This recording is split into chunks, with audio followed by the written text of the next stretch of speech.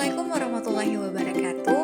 Kami dari kelompok 4, mata kuliah perancangan dan pengembangan kurikulum akan membahas mengenai Understanding by Design.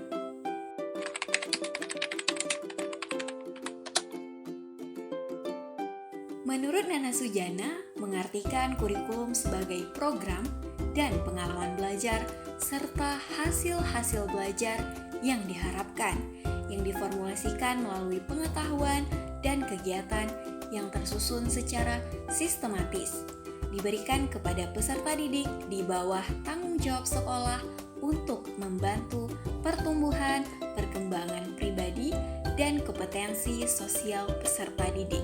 Pengembangan kurikulum atau disebut dengan curriculum development pada dasarnya adalah proses yang dimulai dari kegiatan menyusun kurikulum, mengimplementasikan, mengevaluasi, dan memperbaiki sehingga diperoleh suatu bentuk kurikulum yang dianggap ideal.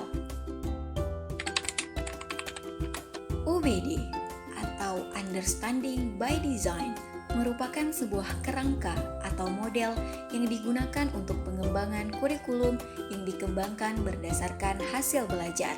Model ini menekankan bahwa siswa tidak hanya mengetahui sebuah topik dan pembahasannya, tetapi juga segala hal yang berkaitan dengan pemahaman tersebut.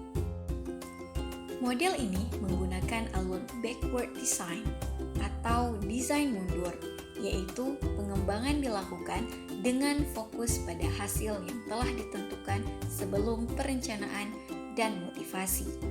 Desain model pengembangan UBD memiliki 3 tahapan, yaitu pertama, mengidentifikasi hasil yang diinginkan, kedua, menentukan bukti pembelajaran yang memadai, dan yang ketiga, merencanakan pengalaman belajar siswa beserta strategi dan metodenya. Kelompok kami akan fokus membahas mengenai menentukan bukti penilaian.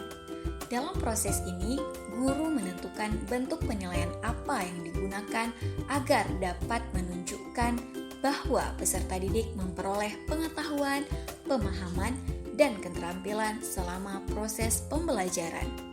Penilaian dilakukan secara formal dan non-formal, seperti tes tulis, kuis, dialog pertanyaan, penilaian diri, observasi, tugas kinerja, dan lain-lain. Untuk melihat sejauh mana pemahaman peserta didik, terdapat 6 fase yang dijadikan sebagai indikator. Yang pertama, menjelaskan, yang kedua, menginterpretasikan, yang ketiga, menerapkan, yang keempat, perspektif, empati, dan penilaian diri. Sekian presentasi dari kelompok kami. Terima kasih, salam dan bahagia.